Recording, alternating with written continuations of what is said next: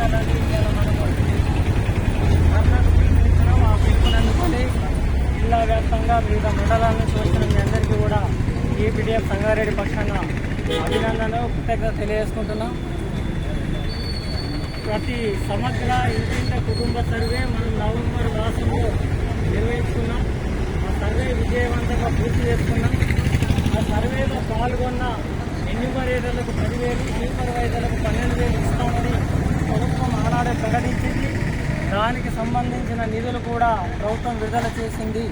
కానీ మన జిల్లాలో సిపిఓ ముఖ్య ప్రణాళిక అధికారులు జనవరి 15 నాడు ఎన్యూమరేషన్కు సంబంధించిన 3,94,00,000 బిల్లులు, అలాగే కంప్యూటరీకరణకు సంబంధించిన 1,16,00,000 బిల్లులు జనవరి 16 నాడు ఈపీడీఎఫ్లో సబ్మిట్ చేయడం జరిగింది. అప్పటి నుంచి కూడా నేటి వరకు అది వెయిటింగ్ ఫర్ గవర్నమెంట్ అప్రూవల్ కోసం ఎదురు చూస్తూ ఉన్నది.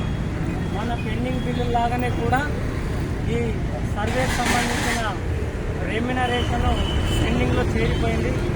మన పెండింగ్ బిల్లులు ఎట్లయితే పెండింగ్ లేకుండా ఉంటున్నాయో దీనికి సంబంధించిన బిల్లులు కూడా ఇవాళ పెండింగ్లోనే చూపిస్తున్న పరిస్థితిని దృష్ట్యా ఇవాళ మనము ధర్నాకు